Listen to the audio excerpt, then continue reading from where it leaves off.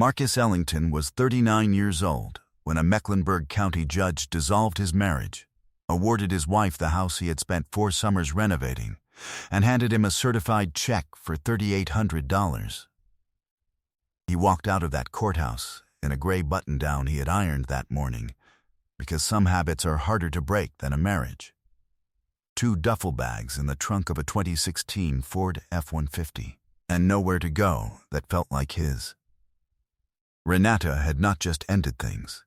She had spent 19 months quietly rerouting their shared finances, erasing his contributions from the paper record of a home he had rebuilt with his own hands, and preparing a life she had already chosen with someone who wore Italian suits to dinner on a Tuesday. She left that courthouse believing she had taken everything Marcus had built.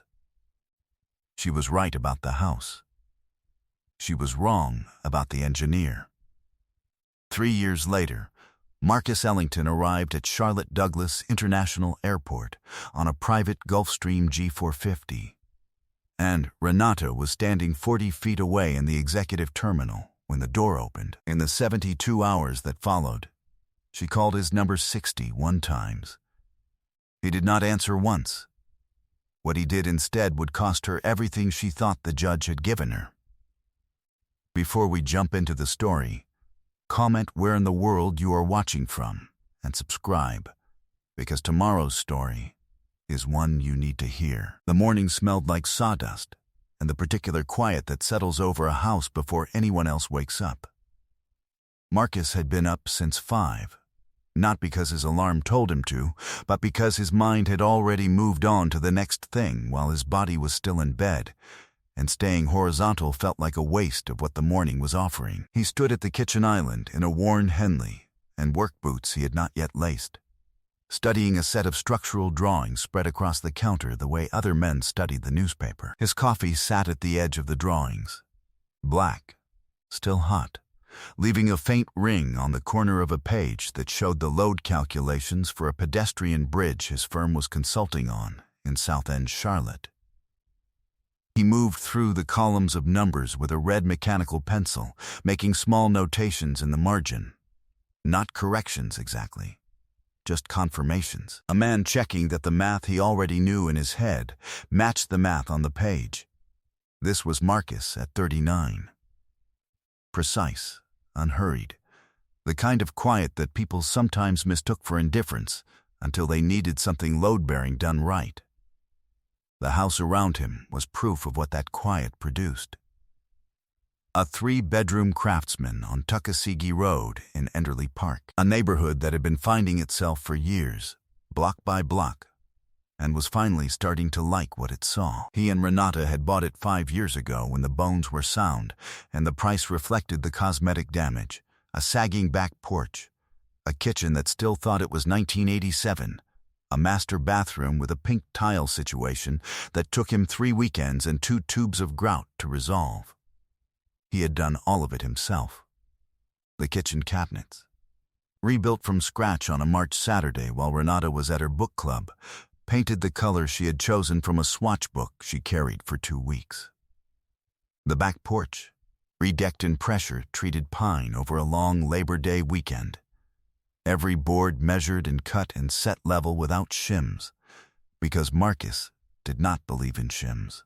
His mother had told him once, when he was maybe 12, watching her fix a crooked door frame in their rental house in Greensboro, that the right way and the fast way were almost never the same way, and a man who knew the difference was a man who could be trusted with weight. He had carried that forward. He pulled the load calculation sheet from the top of the stack and held it up toward the kitchen light. Something in the tributary beam estimate was sitting just slightly wrong. Not wrong enough to catch most eyes, but Marcus had spent 16 years in civil and structural work, and after a while you developed a sense for where the stress concentrates before it shows up in the data. He heard the bedroom door and the soft, particular footfall that was Renata moving toward the coffee maker without fully waking up. She appeared in the kitchen doorway in a silk wrap, hair pinned back, already assembled in that way she had, the way that took effort, but was designed to look like it didn't. "You're in the drawings early," she said. Bridge consult. He did not look up. The tributary beam calculation in the central span doesn't sit right to me. I want to run it again before I send comments back. She poured her coffee. I've also been thinking more about the firm, Marcus said.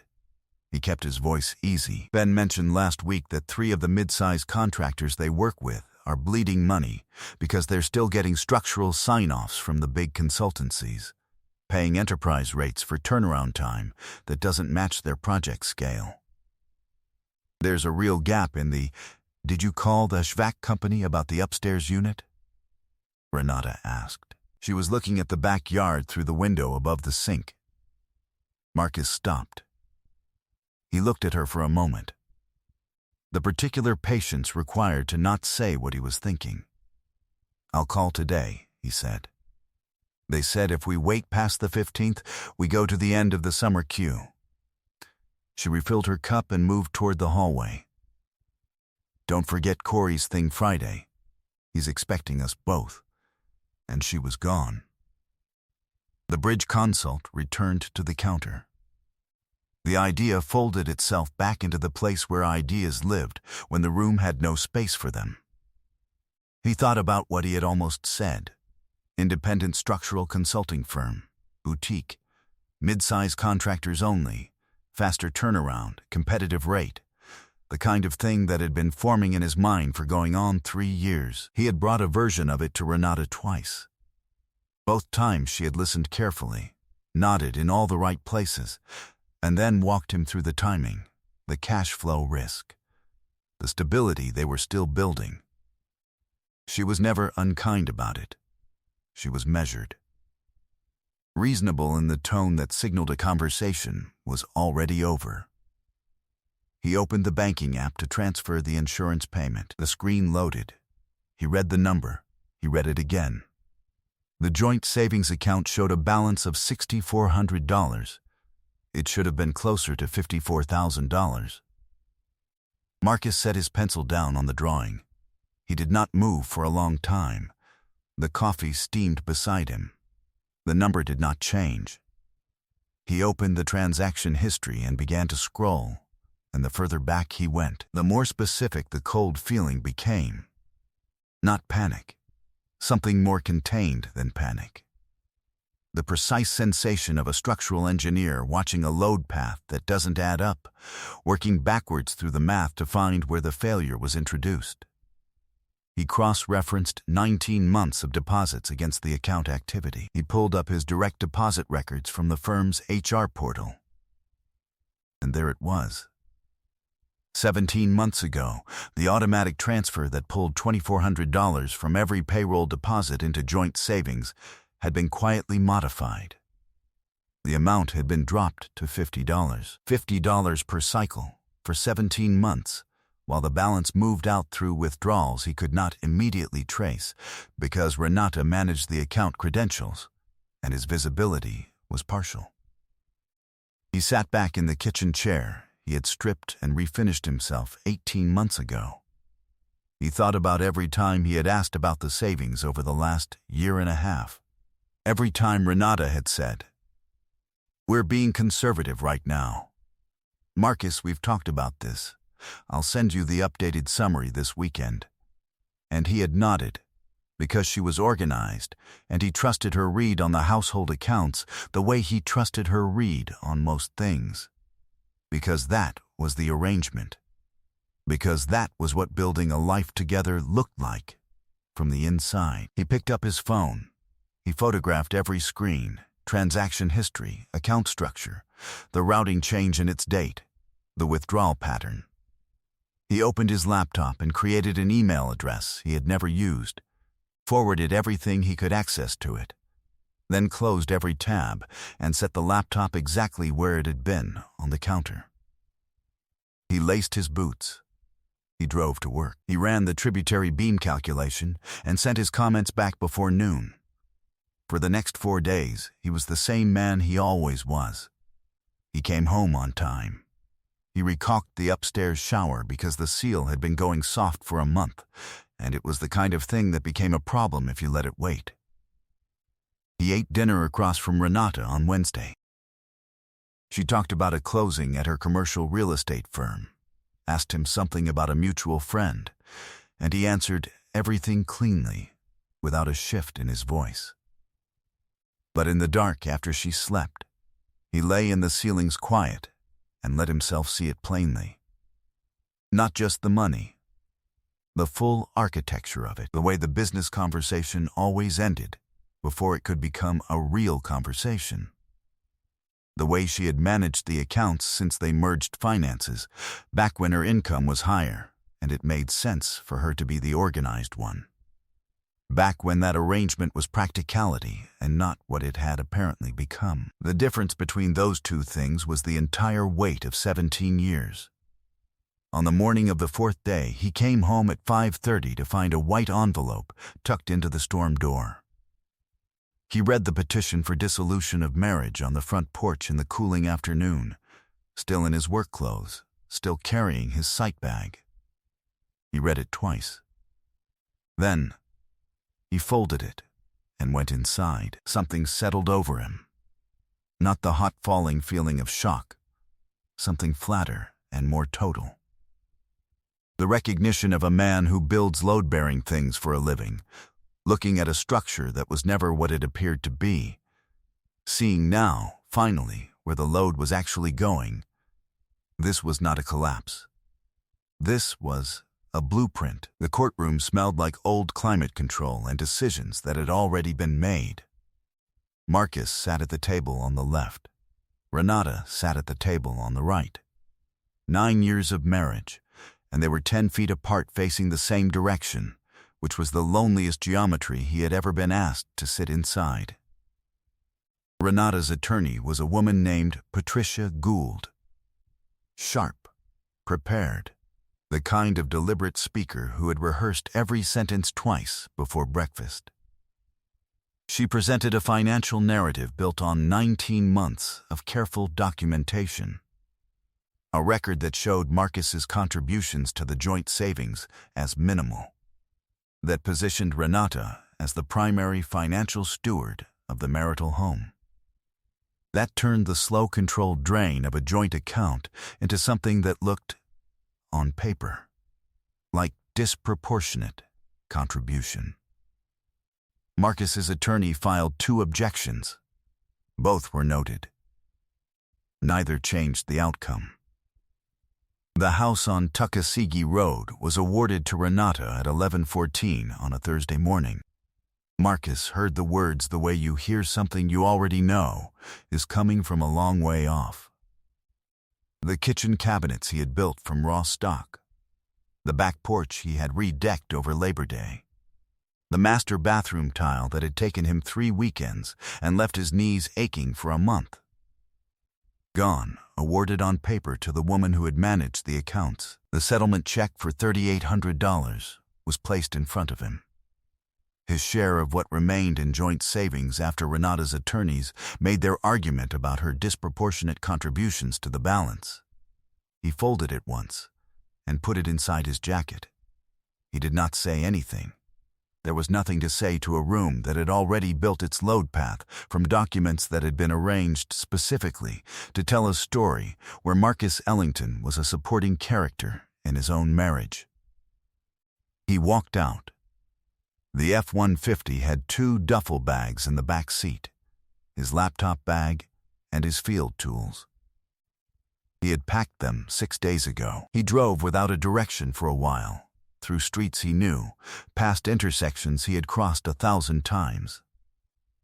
He did not take the exit toward Tuckasegee Road. Around 8:30 he pulled into the parking lot behind a Harris Teeter on Wilkinson Boulevard and put the truck in park near the back of the lot, away from the lights. He turned off the engine. He sat in the quiet. He could call Terrell. He knew his brother would pick up before the second ring and would have the guest room made up before Marcus finished explaining the situation. That was who Terrell was. But he could not do it tonight. Tonight he was too close to the surface of it. The thought of someone seeing him like this, even Terrell, especially Terrell, sat in a way he did not have words for. He needed to hold the full weight of this alone before he let anyone else near it. So he reclined the driver's seat as far as it would go and stared at the truck ceiling. The parking lot lights threw a flat orange glow through the windshield that made everything look like a photograph taken under the wrong conditions. He lay there and let the quiet be what it was. Then he reached for his laptop. He opened a blank document. At the top he typed 3 words: Ellington Structural Consulting. He stared at them. Then he began to write. He called Terrell in the morning from the parking lot of the Planet Fitness on Freedom Drive after a shower in the locker room that he let run longer than necessary because some mornings you earned that much. Terrell picked up on the first ring. He always did. "I need a few weeks," Marcus said. A brief pause. Not hesitation, just Terrell registering the weight of it. "Room's clean," Terrell said. Just that. Not what happened. Not are you okay. Just the room is clean. Marcus stood in the locker room holding his phone and felt something in his chest release by 1 degree. He stayed 3 weeks at Terrell's brick ranch in Steel Creek. They ate at the kitchen table most nights. Real food, slow-cooked. The kind that came from their mother's recipe cards that Terrell kept in a shoebox in the pantry. They talked about Terrell's project management work, about Charlotte FC, about things that required no weight. Renata's name almost never came up. But the nights were their own thing. He lay in the dark of the spare room, and the marriage came apart in his hands, quietly, without drama. Not the divorce itself, the quieter architecture of how 9 years had actually been constructed. He thought about the consulting firm idea, the 2 times he had brought it to Renata. Both times she had listened well, nodded thoughtfully, and then walked him through every risk, every reason the timing was wrong, every way it made more sense to wait. She was never dismissive. She simply closed doors so softly you didn't hear the latch catch. He thought about how many times he had made himself smaller because she always had a reason that smaller was safer. He had called that partnership for a long time. He told Terrell he was leaving after 3 weeks. Terrell set down his fork. "You don't have to." "I know." "Then why?" Marcus looked at the table for a moment. "Because I can't build from here," he said. "I need to be the one holding the weight." Terrell looked at him without arguing. He helped carry the duffel bags to the truck the next morning without a word. The first night in the parking lot had been shock. This was a decision. Marcus knew the difference, and the difference was everything. He picked up an overnight cleaning contract at a commercial office complex on South Tryon. 5 nights a week, out by 5:30 a.m. Good hourly rate for work that kept his hands busy and left his mind free. He showered at the gym, ate breakfast at a diner on Wilkinson Road, where the coffee was strong enough to mean something, and the counter staff learned his order without being asked. He worked on Ellington Structural in every hour that wasn't spoken for. The truck cab, the library on Beatty's Ford Road, the back corner booth at the diner. That was his life for the next 5 months. It was hard the way that deliberate things are hard, which is a different kind of hard from the kind that just erodes you. He was at the diner on a Thursday night, deep in a load distribution model for a hypothetical 3-story mixed-use project he was using to stress test his consulting rate structure, when a woman across the room looked up from a thick set of documents and watched his screen for a moment. Early 50s, natural silver, reading glasses on a lanyard, a stack of tabbed papers in front of her with margin notes in 2 colors. "What are you modeling?" she asked. Marcus looked up. She was watching him with the specific attention of someone who had learned to identify things worth paying attention to. "Structural load distribution," he said, "for a small-scale mixed-use project." "For a client?" Hypothetical, I'm building a consulting practice. I'm using projected scenarios to set my rate tier before I approach real clients. She pulled her reading glasses on. What's your target market? Mid-size contractors. 15 to 60 unit residential and mixed use. Too big to use the architect's engineer, too small to afford the big consultancy firms, so they end up overpaying for turnaround that doesn't match their timeline. She nodded once. Processing, not performing. What's your differentiator on turnaround? I'm building a proprietary review template system. Pre-loaded compliance references for Mecklenburg and the 6 surrounding counties. My target is 72 hours on standard residential structural sign-off, 48 if they're in pre-submission. She tilted her head slightly. What's your liability model? Marcus opened his mouth to answer, and then stopped. He sat back. He had just walked through 3 layers of his business without once thinking about whether he should. She had walked him directly into a pitch, and he had not felt the door open. She smiled, just slightly. Sit tight, she said. She raised 2 fingers toward the counter without looking. The waitress refilled both their coffees without being asked. Simone Hart, she said, extending a hand across the space between tables. Marcus Ellington. They talked for 2.5 hours. Simone Hart had spent 23 years as a commercial real estate attorney at a firm in uptown Charlotte before she walked away from it.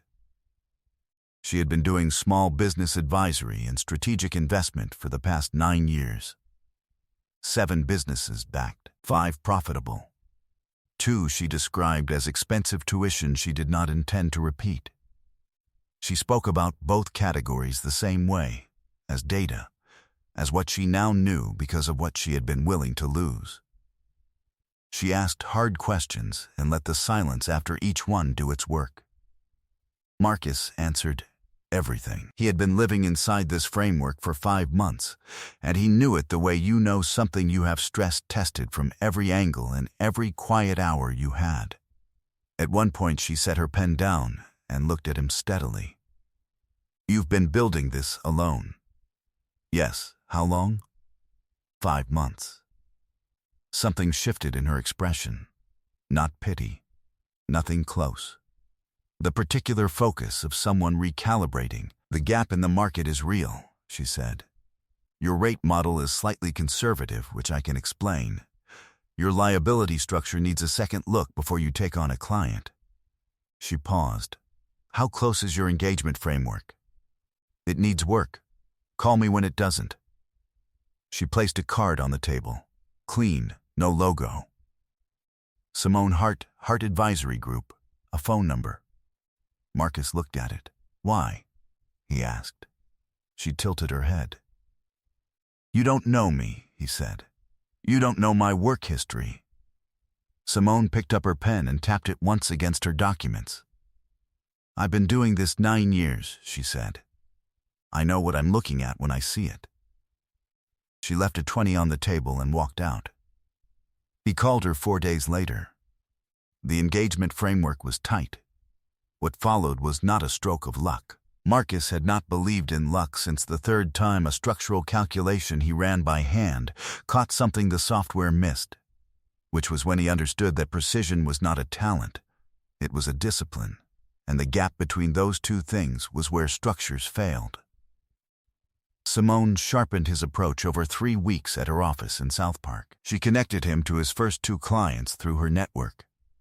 A residential developer in Huntersville, running mid-scale townhome projects, who had been losing time and money to a large consultancy that treated his projects like a footnote. And a contractor in Mooresville on a mixed-use build that had stalled on structural sign-off for 11 weeks.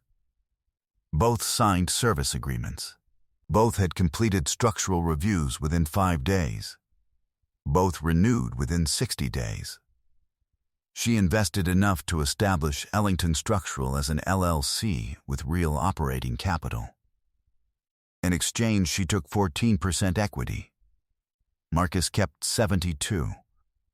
He worked the way a man works when he understands exactly what the alternative looks like. He moved out of the truck and into a studio apartment on the west side. Nothing but walls and a door that locked and a window that faced east. He hired his first subcontractor, then his second. He replaced the diner booth with a converted office in a shared workspace on South End, small and bright and entirely his. Year 1, 6 contractor clients. Year 2, 11. Year 3, $6, $1 million in annual consulting revenue. The Series A conversation was already in motion. Simone was installed as general counsel and strategic advisor, holding her 14% the way she held everything, quietly and with complete understanding of its weight. Marcus moved into a house in Dilworth, his name on the deed. Just his. He was 42 now, and he had never been confused about what that cost.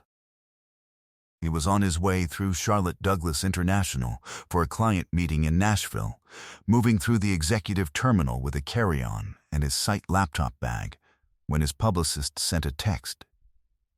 He almost didn't look at it. Then he did. Charlotte Business Journal. Cover feature. 40 under 40. Marcus, it's you. Runs tomorrow. He read it twice. He put his phone in his jacket pocket and kept walking toward the gate. The terminal was bright and wide and full of the particular focused energy of people in motion. He settled into a chair near the gate and opened his laptop, not to look at the article, to review the structural scope document he was bringing to Nashville, because the meeting was in 4 hours, and he wanted to be prepared the way he was always prepared. He noticed her when he stood to board. She was standing near the entrance to the executive lounge with a woman he did not know, carrying a leather overnight bag, wearing the kind of assembled look she had always worn when she needed to present something to the world. Her hair, the particular set of her posture. Renata. The Gulfstream was already on the tarmac, a client arrangement. A regional developer who sent the aircraft when the timeline was tight. Marcus had used it twice before. He walked toward the gate door with his carry-on and his laptop bag, and the quiet of a man who was exactly where he intended to be. He did not look back.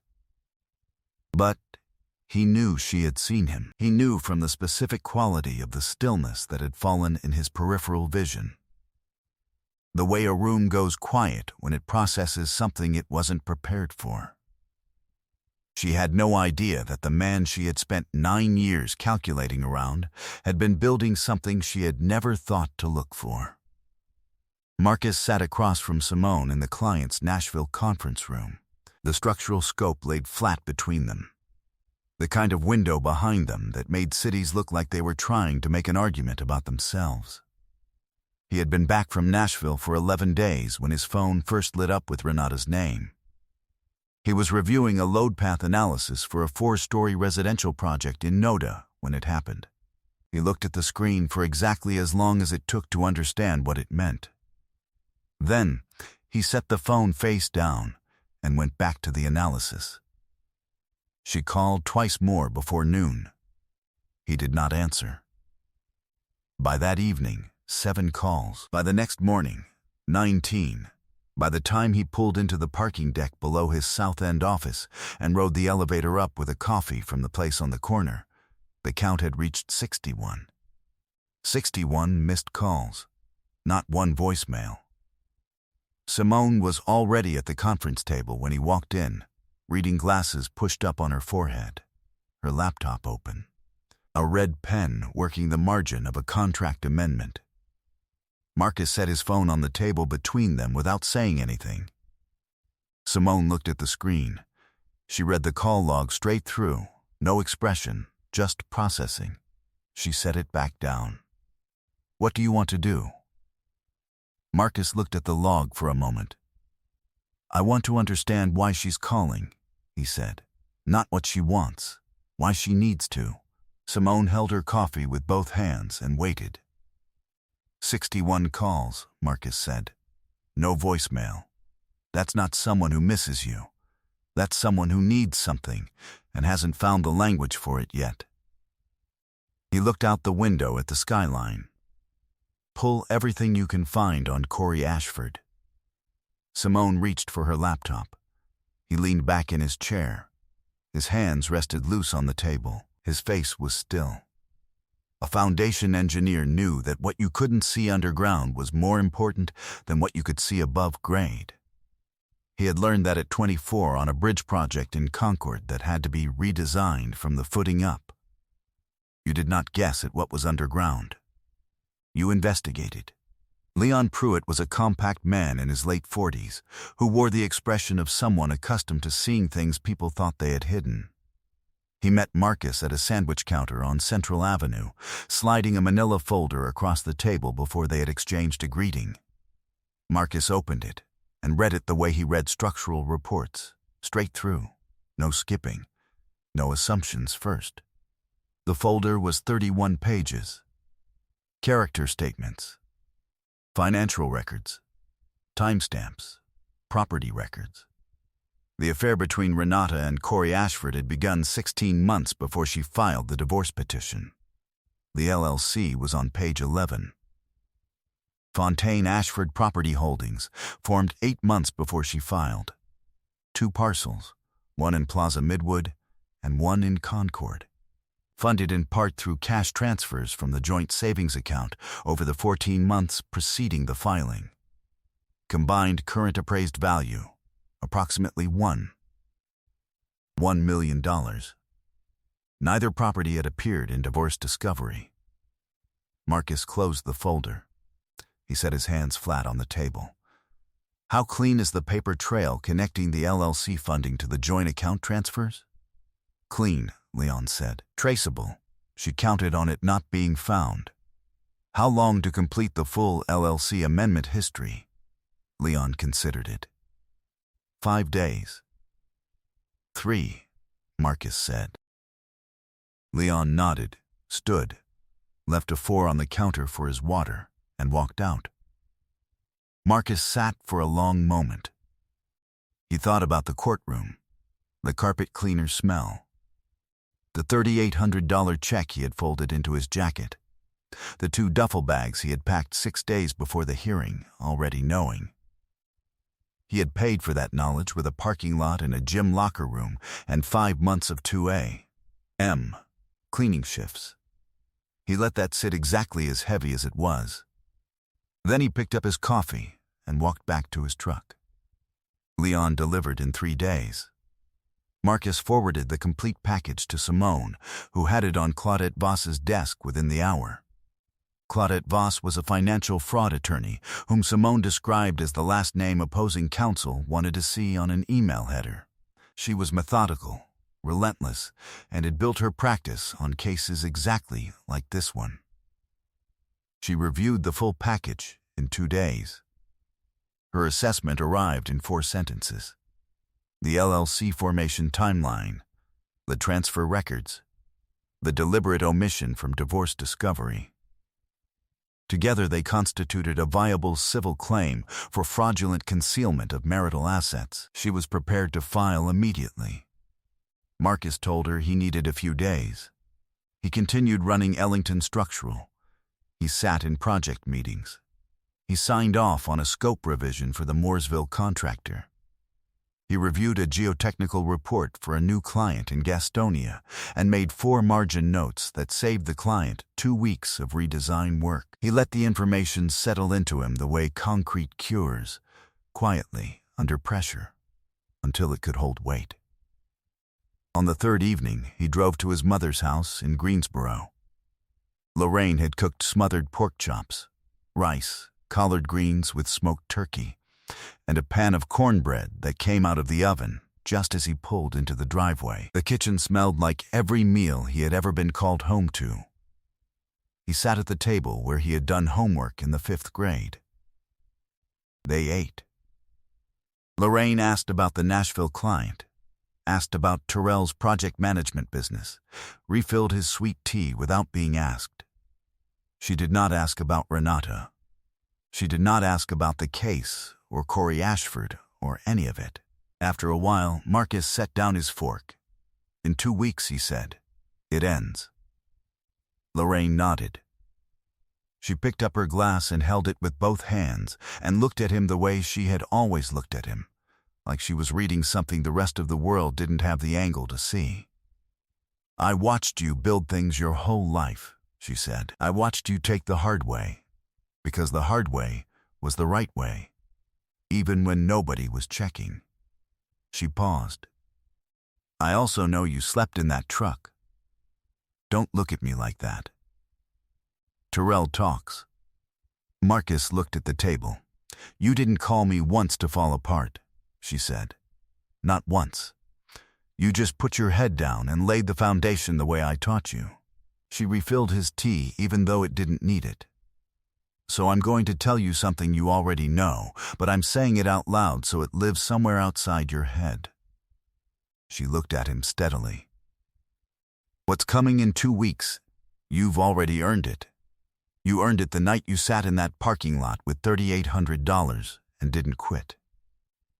Marcus was quiet for a moment. "Yes, ma'am," he said. They finished dinner. He washed the dishes over her protest, dried them, put them back exactly where they belonged. He hugged her at the door and held on a breath longer than usual. Then, he walked to his truck and drove back to Charlotte. He sat in the driveway of his house in Dilworth for a few minutes before going in. The engine ticked as it cooled.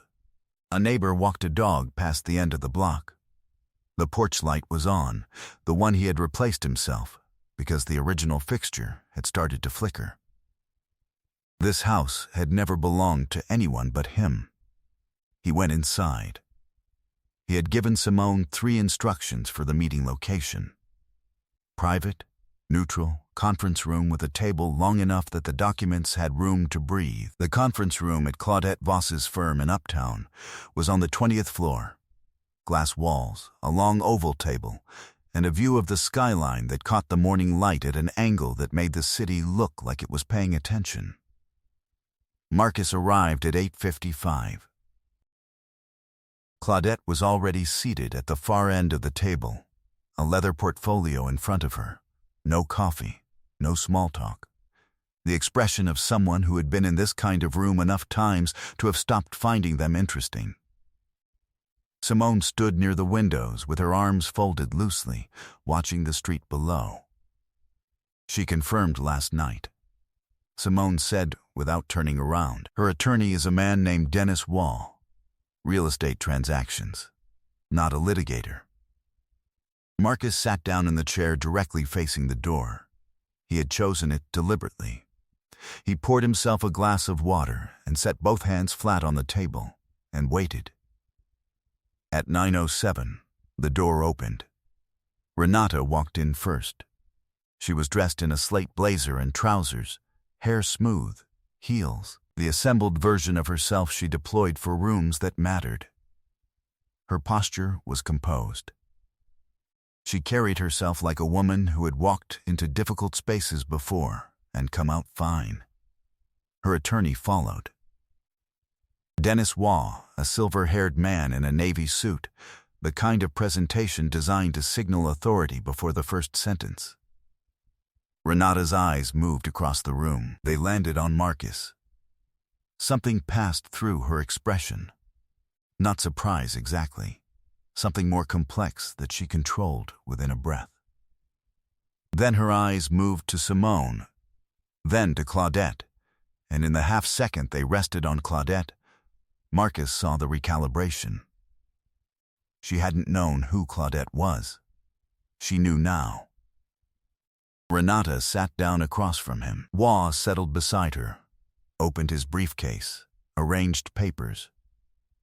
Marcus, her voice was warm and careful. "Thank you for agreeing to this."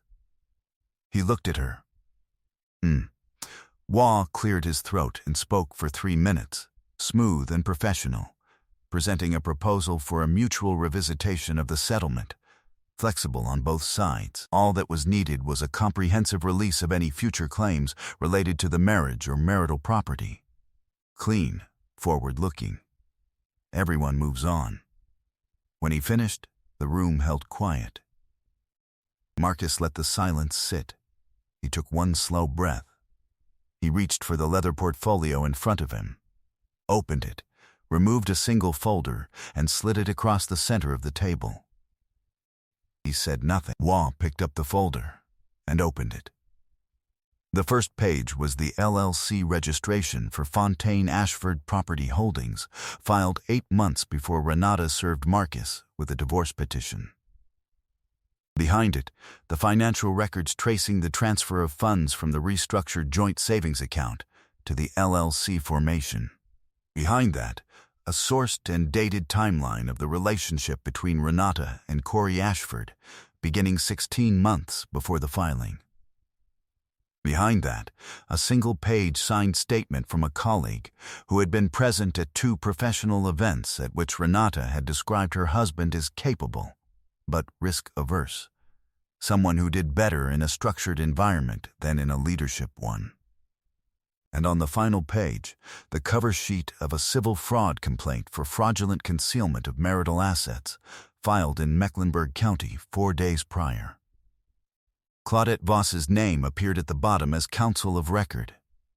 Marcus waited until Waugh had turned enough pages to understand the weight of what he was holding. Then he spoke. His voice was level, unhurried. He did not raise it. He spoke for 7 minutes. He laid out in the order it occurred exactly what had been done, and when, and what it had cost. The account restructuring, the LLC, the 2 properties that never appeared in discovery, the 16 months of planning before the papers arrived at his door, the business conversations that had been redirected, gently, reasonably, until they stopped happening. The promotion he had never chased because he had believed they were building something together, and building something together meant you didn't sprint ahead of the person beside you. The night he sat in a parking lot on Wilkinson Boulevard with $3,800 in a jacket pocket and 3 words at the top of a blank document. He did not perform any of it. He reported it the way an engineer reports findings. Factual, sequenced, precise. A structural engineer knew the difference between a crack and a fracture. What she had done was not a crack. It had been engineered from the foundation up. "I'm not angry," he said. "I was. But what I am now is finished." He looked at her directly. "The law will handle the rest." He folded his hands and said nothing further. Waugh was still reading. His eyes moved from page to page with the careful, increasingly careful attention of a man running arithmetic that was not adding up the way he had been told it would. Renata sat very still. Something left her face. Not all at once. Not dramatically, the way a load transfers off a compromised beam, quietly, incrementally, until the surface shows what the structure already knew. The composed steadiness she had carried into the room, the practiced ease, it was simply gone. Page by page, as Waugh turned through the folder, it went. She had no idea, when she walked into this room, that the quiet man she had spent 9 years deciding the ceiling on had been 3 steps ahead for the past 6 months. The civil fraud complaint moved through the Mecklenburg County court system, the way Claudette Voss moved through everything, without announcing itself and without slowing down. An asset freeze was issued on the 2 LLC properties within 3 weeks of the complaint's filing. $1 million in real estate, locked, untouchable. Corey Ashford had been counting on those properties as the collateral anchor for 2 residential development projects that were already carrying more debt than their projected returns could service.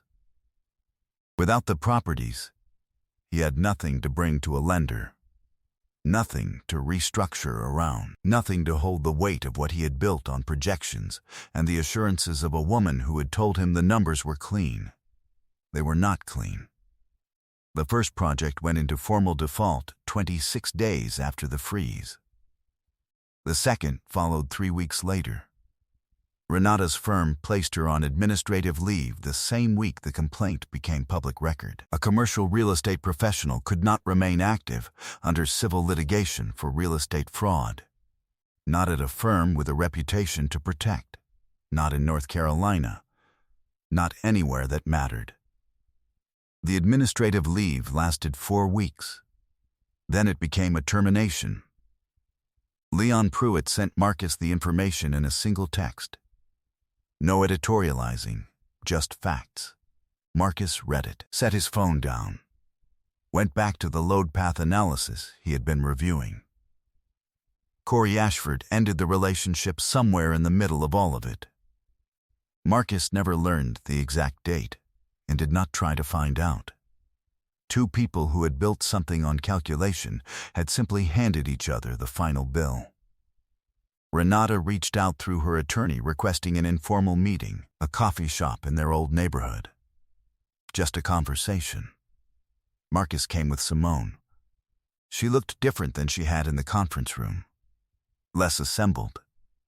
Like something she had been holding together for a long time had simply become too heavy to carry the way she used to carry it. She wrapped both hands around her cup and talked.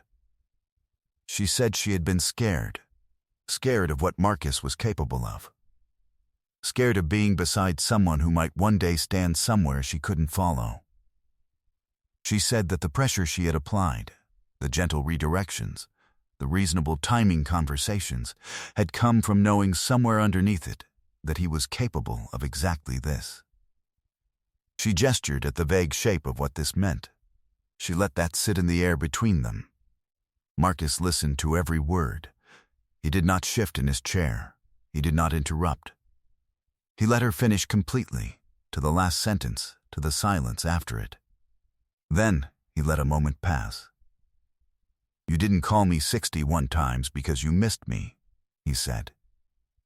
His voice was the same as it had been in the conference room. Level, unhurried, impossible to rattle. "You called because you needed something. That has always been the architecture of what you needed from me." He looked at her steadily. "The difference now is I have nothing left that belongs to you." Camille held his gaze for a moment. Then she looked down at her cup.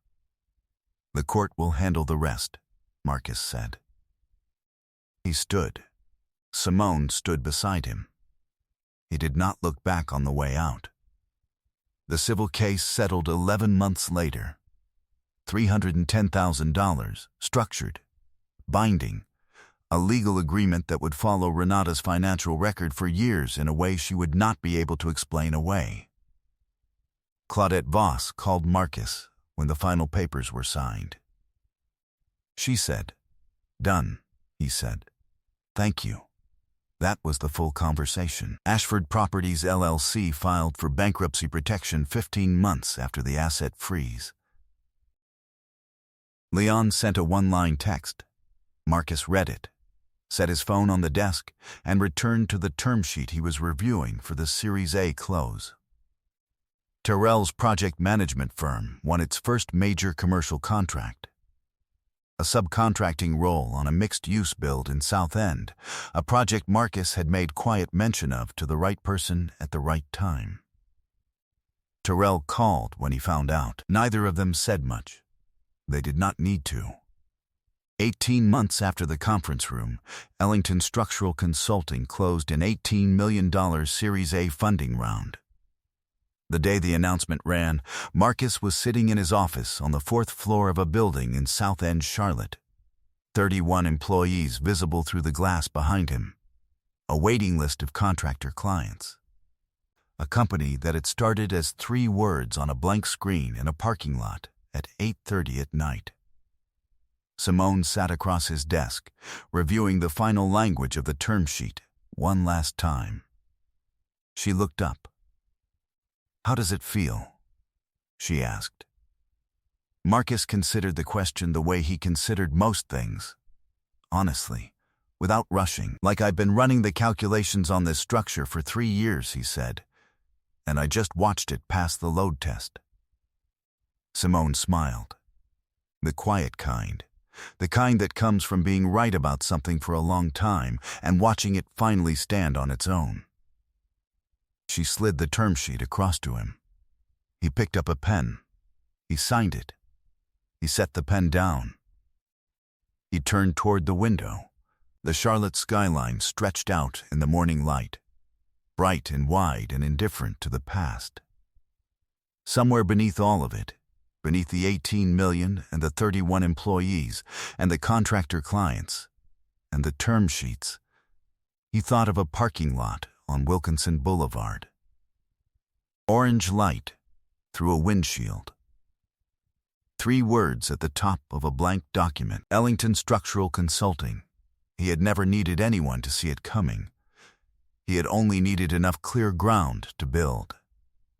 Real power does not announce its load capacity. It simply holds. I hope you enjoyed that one. Be sure to like the video and subscribe so you don't miss the next story. I've picked out 2 more for you that I think you'll really like.